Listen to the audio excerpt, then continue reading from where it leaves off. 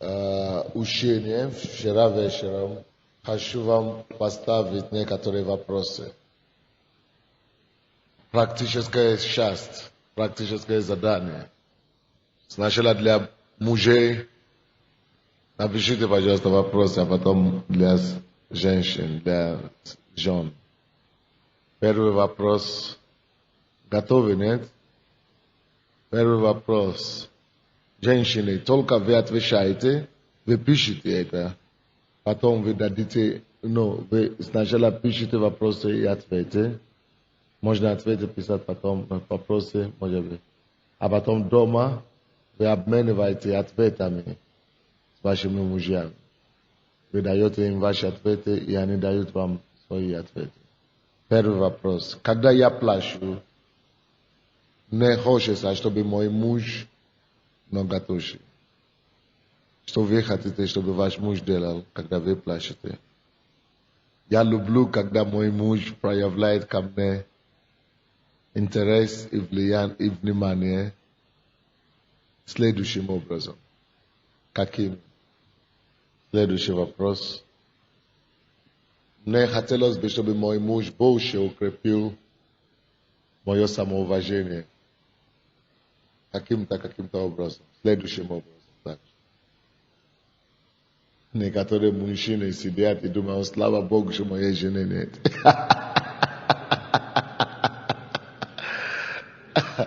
Вы знаете, что я вам скажу? Мужчин, у кого здесь пасторы, может быть, мужчин, которые жен здесь нет, запишите вопросы для них. Потом передадите им дома, чтобы они вам дали их мнение и точки зрения. Следующий вопрос. По моему мнению, мой муж относится к моим женским интуициям или к моей женской интуиции. Следующим образом. Как он относится? Следующий вопрос. Когда я испытываю менструальное или предменструальное напряжение, мне бы хотелось, чтобы мой муж, что вы бы хотели, чтобы ваш муж делал? Мужья сейчас слушают, как будто они перед распятием.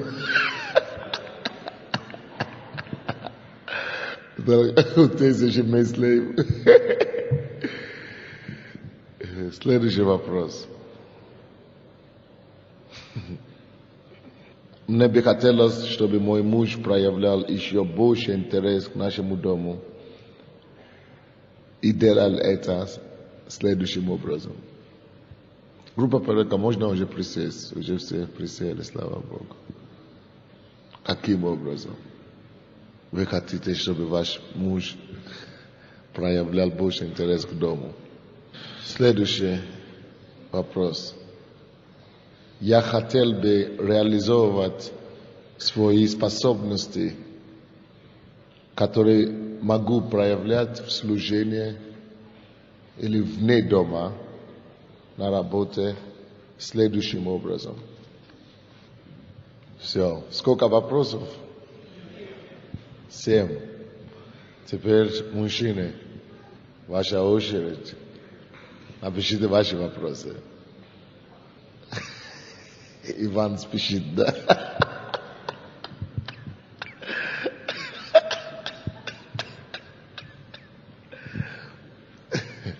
Мне бы хотелось, чтобы моя жена понимала мою потребность в чем.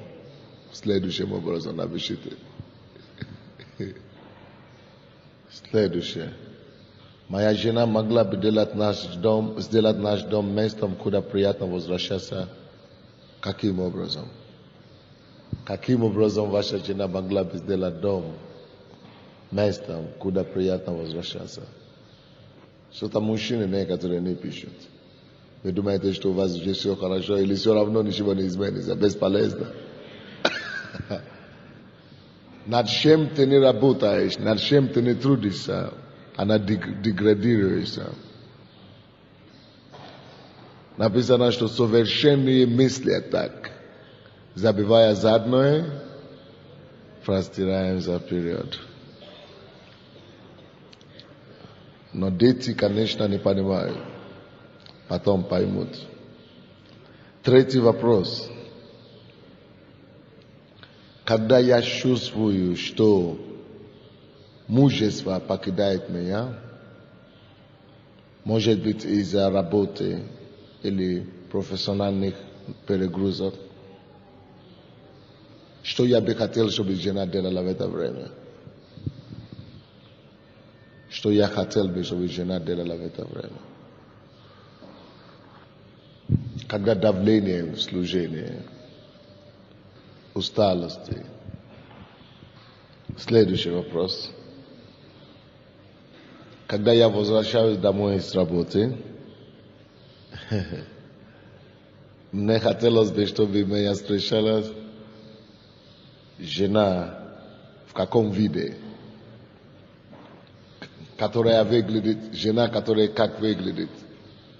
Мне бы хотелось, чтобы меня встретила жена, которая выглядит каким образом? В каком виде?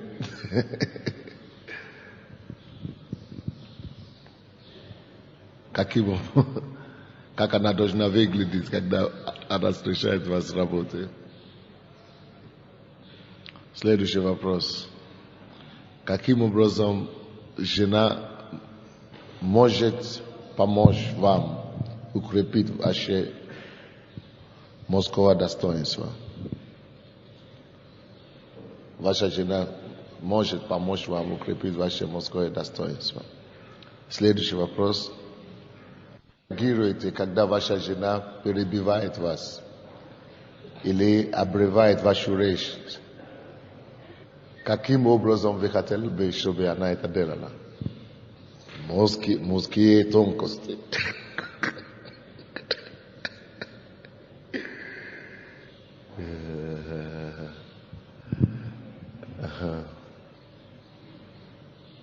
Вопрос. Каким образом может ваша жена помочь вам расслабиться?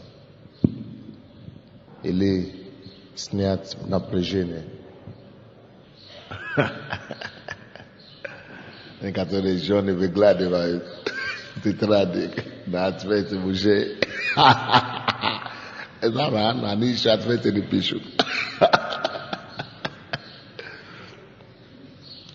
Следующий вопрос. Нравится ли вам, когда ваша жена поддерживает вам служение или укрепляет,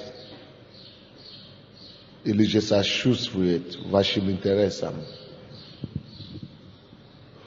в служении или профессиональном плане? Каким образом она могла бы еще больше укрепить вас, поддержать вас в этом направлении? Следующий вопрос. К чему вы бы хотели, чтобы ваша жена проявилась еще больше интерес в вашей жизни совместно? Теперь, Господь, мы благодарим Тебя за возможность слышать и учиться от Твоих ног в эти дни. Мы сами знаем, что Ты наш учитель. И то, что мы слушаем, мы все учимся от Твоих ног быть лучшими и образцами Христа. Говори нам еще раз сегодня. Укрепи нас. Мы просим, пускай Твоя истина и благодать не сходит на нас, чтобы быть таковыми, как Ты хочешь нас видеть. Во имя Иисуса Христа. Весь народ сказал. Сегодня я хочу проповедовать на тему «Золотые правила счастливого семьи, счастливого брака». Золотые правила счастливого брака. Золотые правила счастливой семьи. Я начну, а потом моя жена уже добавит. 13 глава, 4 стих.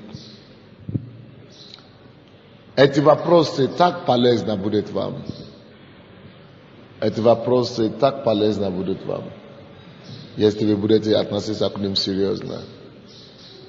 Коммуникабельность, которая способствует эти вопросы, это один из самых важных пунктов к счастливому браку.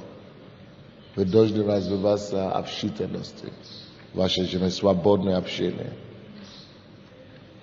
Когда жена или муж замыкается в себе, это беда. Проблема неизбежна. Здесь написано Евреям 13:4. Да будет брак достойным. Или как там в счастье. Во всем и ложь непорочна. А блудников и прелюбодеев будет судить Бог. Да будет брак к счастью. К счастью и ложь непорочна. Бог видит брак как взаимоотношение или отношение счастья, прежде всего. Для Бога брак должен быть счастьем. Брак, прежде всего, для Бога это эпицентр, это плацдарм, где люди должны показать наивысшее счастье. Где честь должна быть демонстрирована. Где честь должна быть провозглашена. Где честь должна быть научена. Именно в семье люди должны научиться чести. Именно семья должна быть образцом чести в обществе. Поэтому мы называем семьи ячейком общества. Семья должна быть место чести. Брак. Это Божье видение. Должен иметь честь. Честь подразумевается уважение, почтение, нежностью, чистота, порядочности и больше всего уважение и доброта. Честь, высокие морали, высокие нравы. Так что то, что ты можешь позволить себе делать, наработать, Бог думает и ожидает, что ты не сможешь это никогда себе позволить дома. Люди поняли это уже наоборот. Люди уже извратили это брак настолько, что они могут что угодно себе позволить делать дома, а на работе стараются быть ангелами. Или на улице стараются быть ангелами. Это наоборот Бог считал. Если ты можешь кричать на работе, дома у тебя не должно быть этого. Дома должно быть честь. Брак, это место чести. Если ты можешь повысить голос на друзей или на незнакомых или на работников, то брак как раз это там место, где ты никогда не должен вообще повысить голос. Потому что это место чести. Там, где честь нельзя. Честь не позволяет. Достоинство не позволяет. Так что ваш муж или ваша жена должен быть, ваша супруга или супруг должен быть объект самой высшей чести в вашей жизни. Нету другого человека, кого я больше уважаю в этом мире, чем моей жены. И я думаю, что Бог хочет так именно, чтобы она была. Чтобы так и было. Это должно быть место самой высокой чести. Брак. Но потому что многие из нас жили в миру, и мы, наоборот, семья это прообраз ругания. И если даже нету скандала, мы уже думаем, слава Богу, что вот как-то мы выживаем без особых скандалов. Но это не место счастья. Мы должны вернуть семью место счастья. Самое большое уважение должно быть в семье. Самый большой почет должен быть в семье. Поэтому никогда не женись на человека, кого ты не уважаешь. Или выйди замуж. Это должно быть место уважения прежде всего. Мои пасторы и люди в офисе, они знают, что я бываю очень строгий. Я вообще это очень такой жесткий пастор иногда бывает. Но дома, ой-ой-ой-ой, наоборот. Люди, которые к нам ходят домой, они говорят, что пастор вы другой. Они не узнают. Не потому, что моя жена будет меня бить или что-то такое.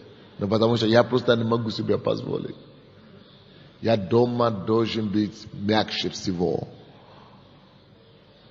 Я могу кричать на работников, на секретаря и так далее, но когда речь идет о жене, все. Я должен с почетом, честью. Потому что если вы не поставите такой стандарт вовремя, вы обнаружите, что familiarity breeds contempt.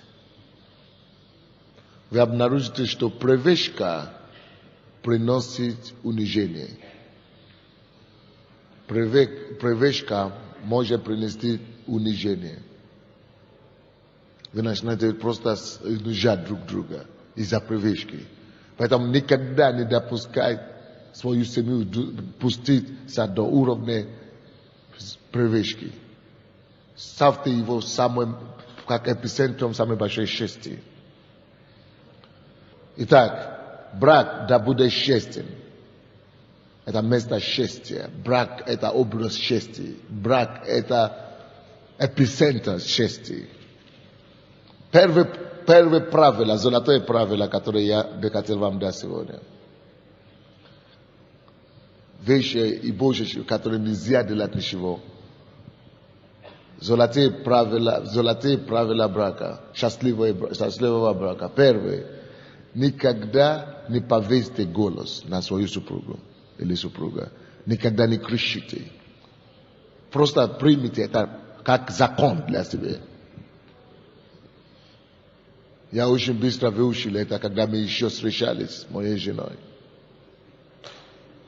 Однажды я ей говорил, ну что-то она делала, я говорю, ну неужели ты не видишь? Мы еще даже не женились. Когда я увидел ее реакции, она ничего не говорила, но когда я увидел ее лицо, я сказал, Боже мой, я не хочу ее никогда так видеть, никогда больше.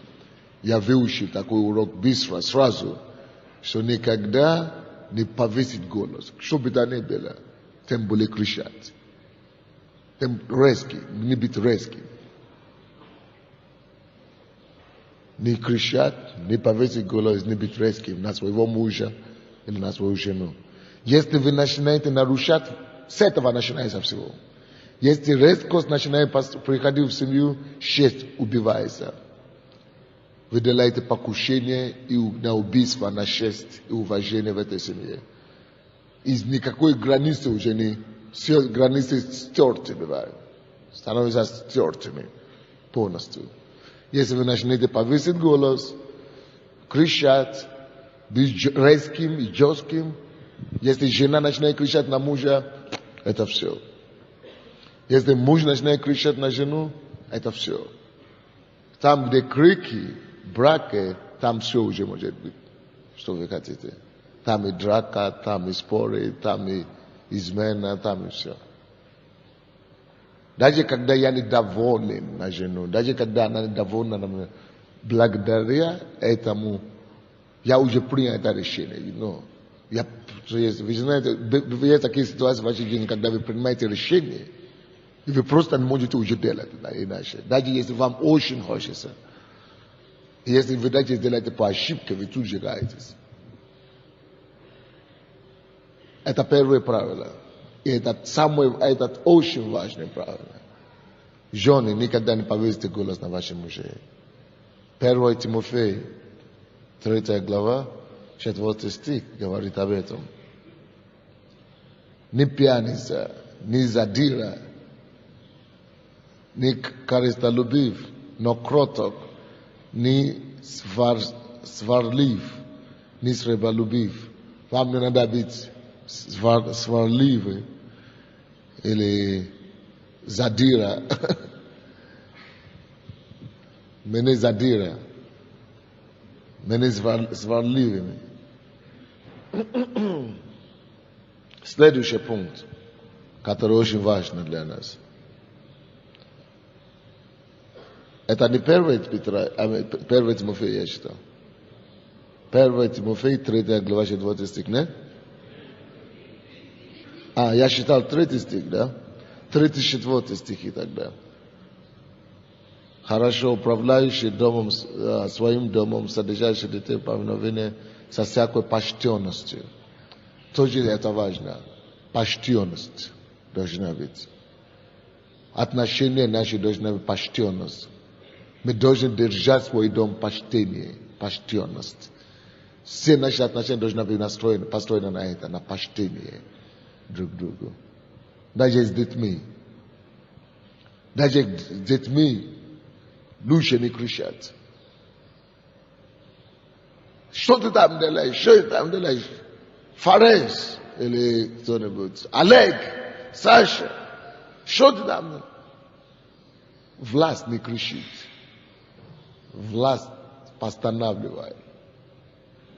Особенно мамам, женщинам,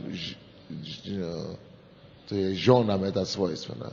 Кричат, повышать голос, нервы, начинают раздражаться. И это еще на здоровье и на нервы это еще влияет, еще хуже. Почтенности, Бог говорит, воспитать детей. И, конечно, не только жене или мужу не кричат, но и на детей тоже. Следующее.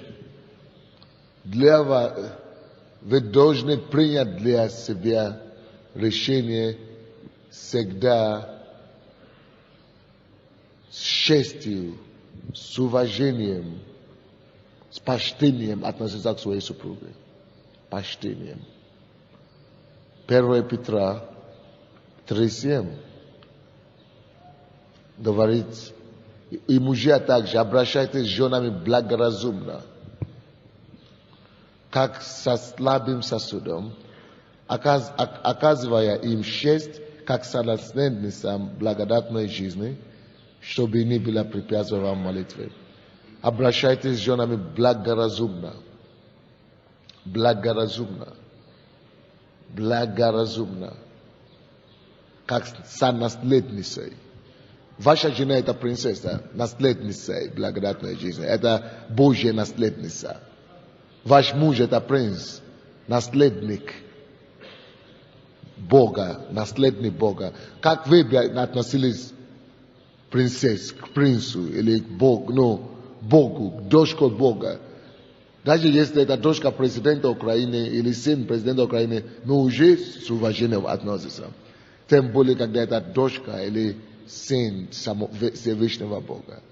Почтением, благоразумением, разумием. Поэтому кричать, допустим, это должно первое правило. Вы не можете кричать на царя. Но это противоестественно. Это то, что Бог говорит. Ваш муж – это принц, это наследник. Ваша жена – это наследница. Что такое наследник? Это сын царя, сын дома, сын хозяина, сын Бога. Вы должны так видеть вашу супругу. Дочка Бога. Поэтому кто я такой, чтобы, допустим, говорить моей жене, ты не можешь идти в магазин. Но она, чтобы, или некоторые мужья, я слышал, они требуют у своих жен, чтобы жены просили у них разрешение, чтобы куда-то ехать, или на конференцию, или куда-то на каникулы ехать, или в магазин идти. Кто я такой, чтобы давать ей разрешение? Что я лучше нее или что ли? Я что ее хозяин? Я что ее Бог? Она что моя собственность? Чтобы она просила у меня разрешение? Это не брачные отношения. Она может поставить меня в курс дела. Она может меня извести. Точно как и я. Это то же самое, что я не могу сделать в отношении ее. Я же не говорю ей, чтобы она мне дала разрешение, чтобы идти в офис. Я же не говорю ей, чтобы она дала мне разрешение, чтобы ехать куда-то. Я могу ставить ее в известность, я могу посоветоваться с ней. Но какой тогда, с какой стати, что мне в голову вошло, чтобы тогда ей требовать, чтобы она у меня согласие приняла, или соглашение, или какое-то разрешение взяла. Это не благоразумное отношение. Она наследница, как и я, наследник. Мы одинаковые. Поэтому написано наследница. То я как и ты. Все. Поэтому благоразумение. Он ее Бог. Он мой Бог. Мы живем, мы любим друг друга. Мы партнеры. Мы соглашаемся с друг другом. Так что мужчины, вы не поменщики. Поменщики. И вы не крепостные тоже. Жены, вы тоже не кулаки. Кулак. Или крепостные. Нет. Мы партнеры. Мы дети одного отца. Мы оба принц и принцесса. Мы любим друг друга. Мы уважаем друг друга. Поэтому мы соглашаемся. Советуемся с друг другом. Но мы не контролируем друг друга. То я такой, чтобы боссы сказать, ты не можешь куда-то ехать, или но я тебя не пускаю. Знаете, представляете, что вы? Мы должны благоразумие относиться к своей супруге. А так препятствие будет у нас в молитве. Бог не может слышать наши молитвы. Это то, что написано. Третье золотое правило. Однажды я разговаривал с одним братом, говорю, нет, брат Андрей, ты не понимаешь, если женщины не держат крепкой рукой, они сядут тебя на голову. Это неправильное воспитание. Это рабский менталитет. Ты сам не свободен. Всякий человек, кто контролирует другого, это потому что он сам не свободен. Мужа вашего проблема, а у вас? А мы не у жены, вернее. А у вас? Если жена туди контролирует, значит у нее проблема. Всякая женщина, кто контролирует мужа, это потому что она не свободна. И она не уверена в себе. Следующий пункт. Всегда просите прощения. Это золотое правило. Это золотое правило. Не ждите, пока жена просит прощения. Это гордость. А перед гордость предшествует падение. Если вы не достаточно смиренны, чтобы просить у своей жены прощения, или у своего мужа прощения, то вы недостаточно смиренны, чтобы Господь вас возвысил. Это должна быть норма для мужа и для жены просить прощения. Примите это решение для себя, что я всегда буду просить прощения. Я всегда буду готов каяться. Знаете, мне приходилось стать на колени со слезами в глаза просить у моей жены прощения. Однажды я говорил одним из наших водителей, что, ты знаешь, с той ситуацией, которая случилась, я бы стал на колени перед женой и попросил бы покаяния. Вы знаете, что он мне говорил? Она этого не дождется. Она этого не дождется. Я говорю, хорошо, вы мой водитель. В чем вы лучше меня? Я же это делал. Я ваш пастор. Вы только работаете водителем у меня. То важнее. Я вам плачу разплату. И я это делал. Вот перед моей женой я говорю, тем более вы, вроде бы никто особый. Что вам мешает? Я не могу понять. Нет, никогда через мой труп. люди не поняли. Если ты слишком большой, чтобы просить прощения у твоей жены или у твоего мужа, значит, ты слишком большой для Бога, чтобы Он тебя простил. Значит, ты слишком большой, чтобы Бог тебя простил. Для Бога ты для Него слишком тяжелый. Он тебя не может тоже простить. Всегда будьте готовы просить прощения. Причем охотно. Причем спросите даже у Бога. Я у нее спрашивал прощения даже в таких случаях, где я не виноват. Может быть разногласия, может быть мы не допоняли друг друга, или я все равно просил прощения и каялся. Потому что должен быть мир. Я теперь не могу идти из дома нашего, если я чувствую, что от какой-то недовольство осталось. После того, как то, что она рассказывала, это 2 года тому назад, когда я впервые обнаружил, что она может говорить нормально, хорошо, но я чувствую, что что-то еще не то. Я не уйду из дома, пока я не улажу это дело. Мир, ищите мир со всеми, написано. Всей ценой ищите мир. Евреям 12:13. Мир, ищите, нужно искать. Это усилие нужно прилагать. Жены, есть некоторые жены, наоборот, тоже, которые гордые, и они даже не могут просить прощения у мужей. Если муж есть глава семьи, и ты жена, ты вышла за ним, за него замуж, ты вышла за него. И ты не можешь у твоей головы просить прощения. Вообще ты не достойна быть женой, во-первых, значит. Ты просто не поняла. Ты не достойна быть женой. Всякая жена, которая не может просить прощения у мужа, она просто не поняла, что она вышла замуж.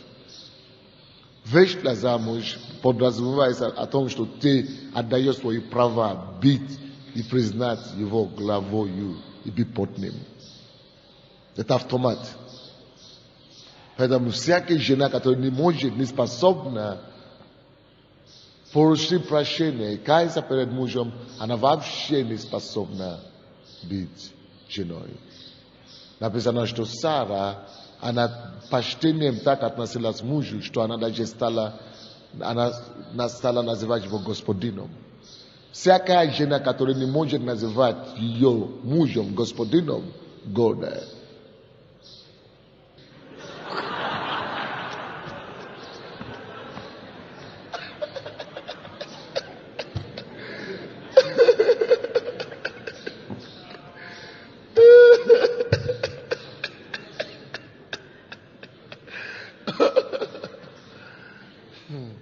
Чем вы лучше Сары?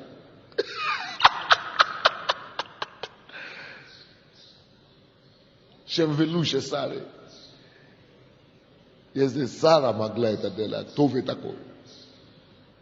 Это другое дело, что муж не требует этого. Муж не шанит на это. Это другое дело, что муж не говорит, вот посмотри, написано. Починается муж или что-то там, покоряется мужу. Нет. Бог ожидает, чтобы жена сама получила это откровение. Чтобы жена сама поступила благоразумно. Кто-нибудь понимает меня? Если вы считаете себя слишком большой, чтобы видеть вашего мужа главой, значит вы вор. Вы эксплуатируете его. Что такое вор? Это значит, что вы живете с ним только потому, что это вам выгодно. Не потому, что вы жена. Значит, вы живете с ним, вы не признавшись его главою, вы живете с ним, потому что вы вор. Вы ищете свои интересы, вы хотите просто себе угодить, себе удовлетворить. Не потому, что вы хотите быть женой.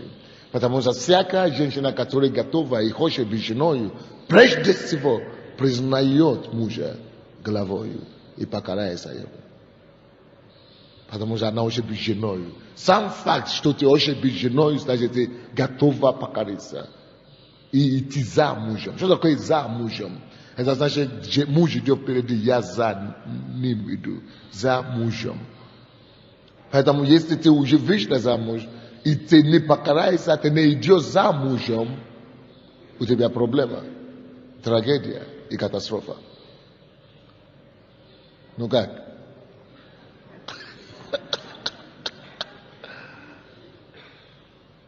Но другое дело, что мужчины это не эксплуатируют и не шантажируют на это. Сестры, Бог сейчас мне говорит, у вас будет всегда искушение считать вашего мужа такой же, как вы, что мы одинаковые и мы равны. У вас всегда будет это искушение. Хотя вы равны во Христе Иисусе, но в браке вы не равны. Муж все равно глава. Но во Христе Иисусе вы равны. Вы видите разницу? Или нет? Мы можем путать эти двух вещей и запутаться полностью.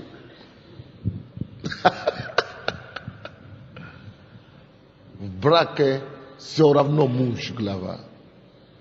И мужчины, особенно когда мужчины становятся более открытым, либеральным и действительно хочет быть христианином, он дает вам возможность реализовывать. И он помогает вам чувствовать себя в браке как равно. Мужчина должен относиться к жене как с равной. Но жена должна смотреть на мужа как на главу. Видите, какие должны быть отношения? Со стороны мужчина, он должен смотреть на нее не как Господь, не как, что я здесь хозяин, я мой раб, моя рабина или что-то, рабин.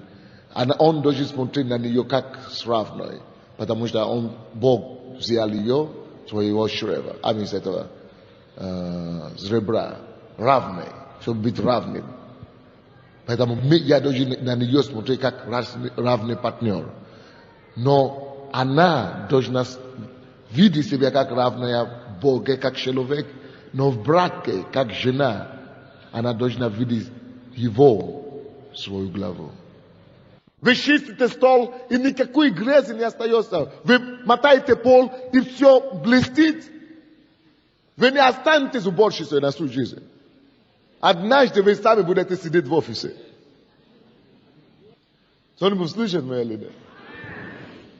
Важно, чтобы вы научились обращать внимание на детали. Бог поднимет вас. Вы помните Евангелие от Луки 16:10? Евангелие от Луки 16:10? Бог говорит там, верный в малом, и во многом верен будет. Слушайте. Бог требует, ожидает сначала верность в малом, в кусках, деталях, прежде чем доверить что-то великое. Он никогда не будет доверить. Алло? Скажите кому-то рядом с вами, если Бог с малым или с маленьким, но с малым не может тебя доверять, Он тем более тебя не даст большой. Вы поняли меня, нет? Это важно. Это важно, друзья. Вы помните, это то, что я учу вас сегодня. Слушайте вам. Слушайте. То, что я вас учу сегодня, это то, что сделал Иосифа премьер-министром в Египте. Читайте целую главу Бытие. Просто у меня нет времени, я бы читал вам. 41 главу. 41 глава Бытие. Вы увидите, что возможность и причина, почему фараон поставил Иосифа примером, потому что он имеет способность сохранить производство, продовольствие, которые есть малые, которые есть сейчас, сохранить их так и управлять их так, что они будут еще служить во время голода. И эта способность сохранить и сбережать эти все присутствующие сейчас сделала его правителем. Чтобы и оно не просто его сделала правителем, она еще и спасла весь Египет от гибели. И не только Египет она сберегла, она спасла израильского нацию, народность, нас, как нацию. И она всю землю спасла. Потому что нашли человека, который имеет понимание, сбережение и управление. Он спас свою родину, свою семью, спас из всего рода Израиля, который мы сейчас имеем, спас Египет и спас сохранить землю. Почему он умеет сохранить мелочи и сделать его большой? Всякое мало, рано или поздно, если она будет сохранена, управлена правильно, станет большим. Малое имеет свойство вырастать. Если вы теряете чувство воспринятия вашего мужа как старшего, у вас проблема неизбежна в браке. Мужские гордости проснулись, они так смотрят, качаются направо, налево.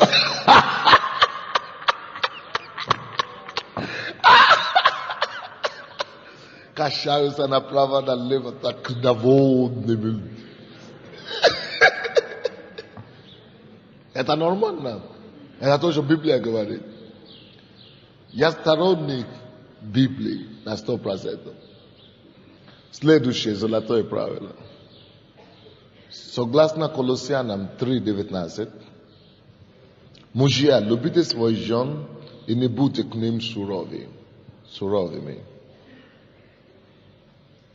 Не только мужья, значит, и муж, и жена, суровости никогда не должны прийти в ваш брак, в вашу семью.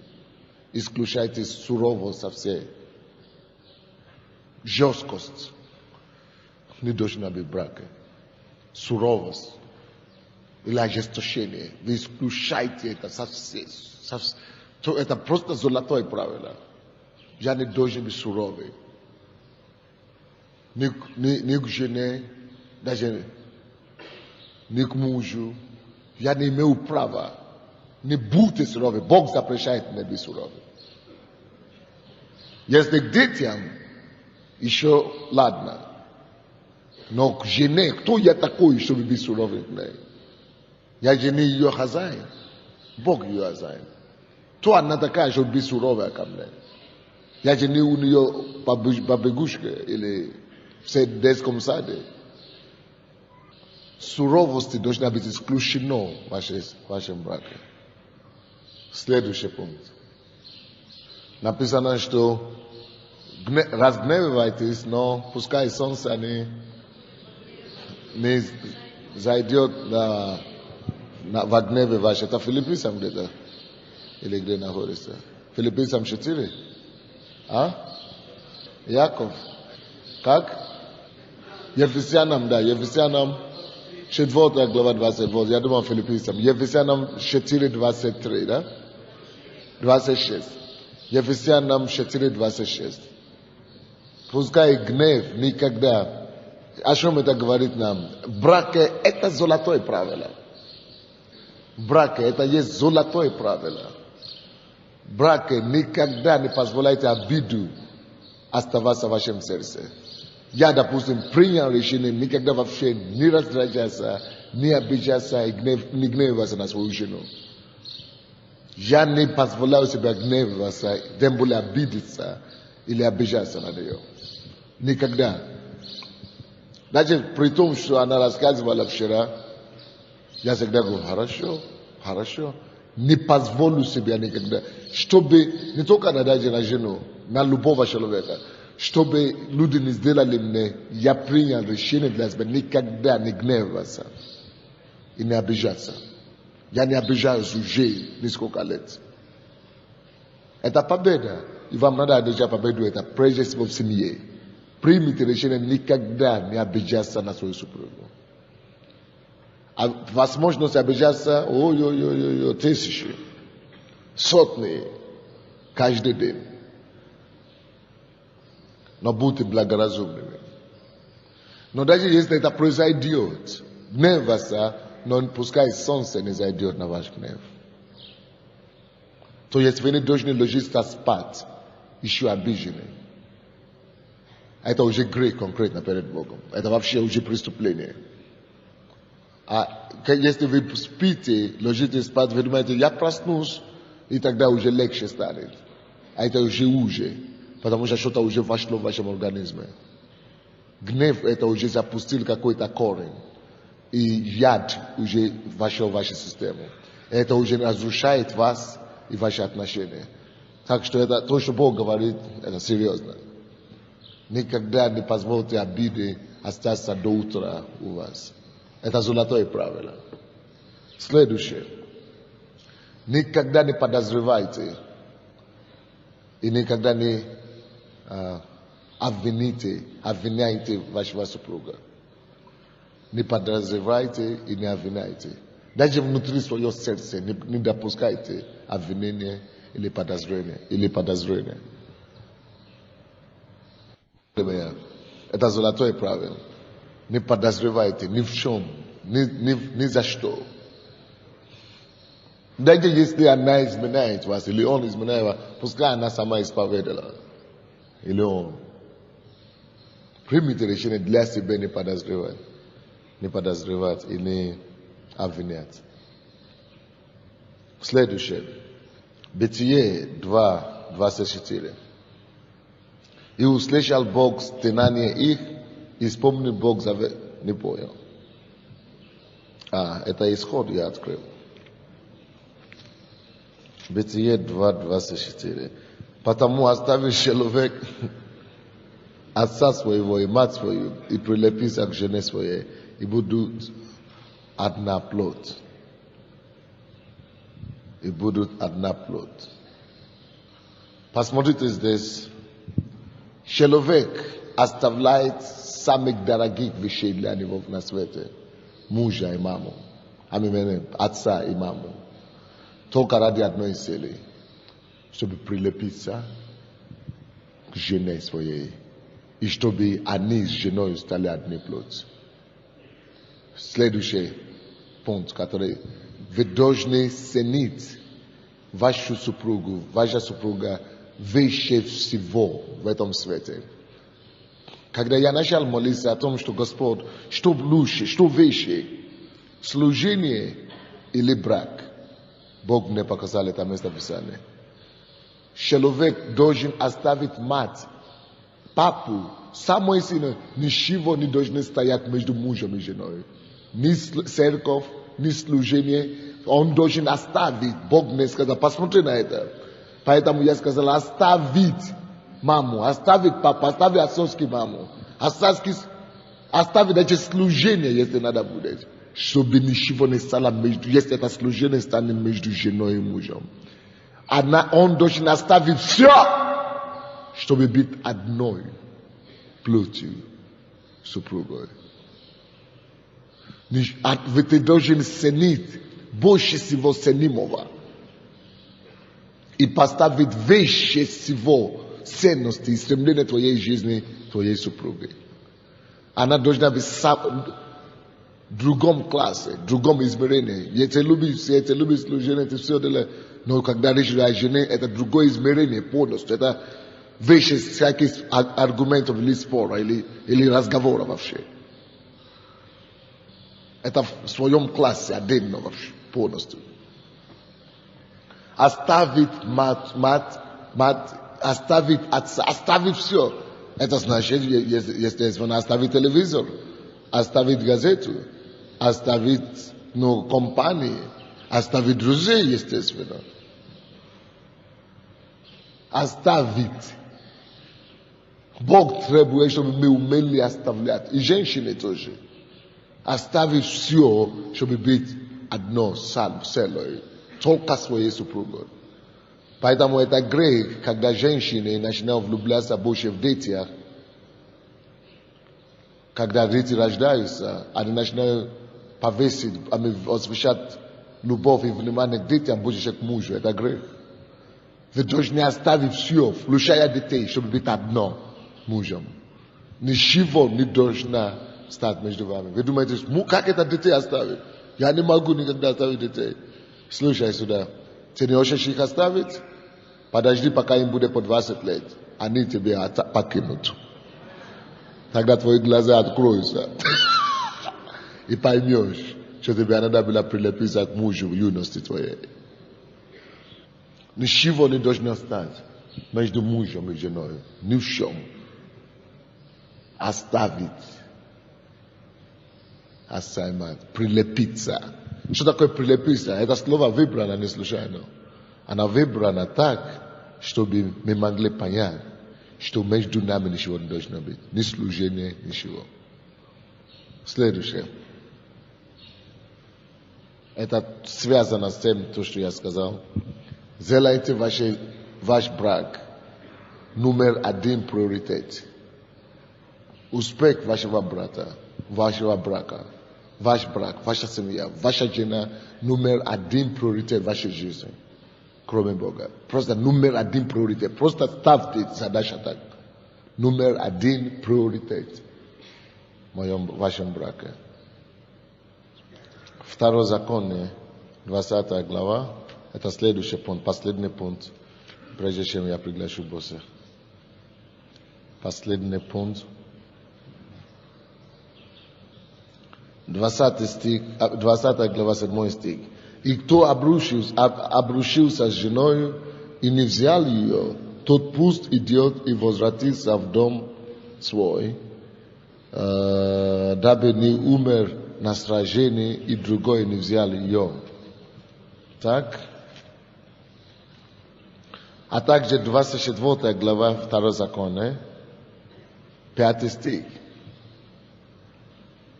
Если кто взял жену недавно, то пусть не идет на войну, и ничего не должно возлагать на него. Пусть он остается свободен в доме своем в продолжении 1 года и увеселяет жену свою, которую взял. Но вы в курсе об этих местописаниях, да? Это речь идет о том, что удели внимание своей жене и своему мужу. Найди время. Есть некоторые пастыря, в основном пастыря, они берут один день в неделю, чтобы быть семьей. Но для меня, я понял, что это не практично. И для моей жены, даже говорят, она не хочет так. Лучше оставаться дома, ну, допустим, как мы делаем.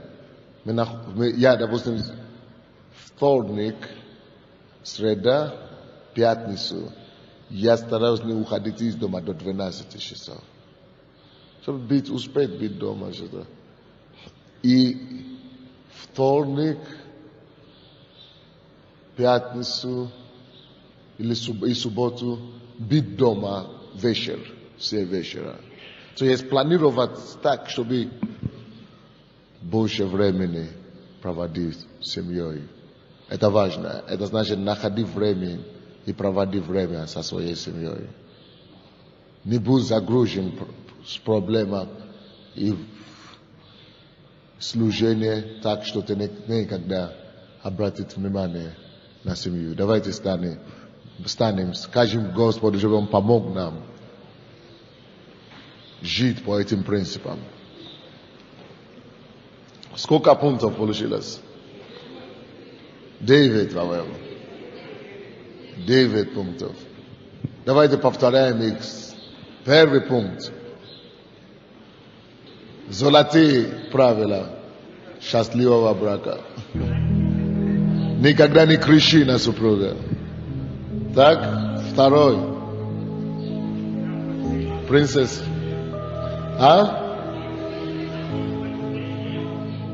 Относись с честью, почтением. И третий. Спеши просить прощения. Всегда просить прощения. Следующее. Не будь суровым супругом. Следующее. Никогда не гневайся. Это шестой пункт сейчас, да? Пятый. Теперь шестой, да? Не подозревай и не обвиняй.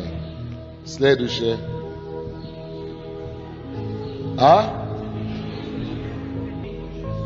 Ценить выше всего супруга. Так. И дальше. Приоритет твоей жизни – это твой брак. Давайте попросим у Бога помощь. Да, Господь, мы просим Тебя, Твою благодать, чтобы мы могли жить по тому, что мы говорили сегодня. Помоги нам, Господь, быть не просто слушателями слова, но и делателями. Помоги нам ценить друг друга, ценить наши отношения и прославить Твое имя через это. Во имя Иисуса Христа. И весь народ сказал: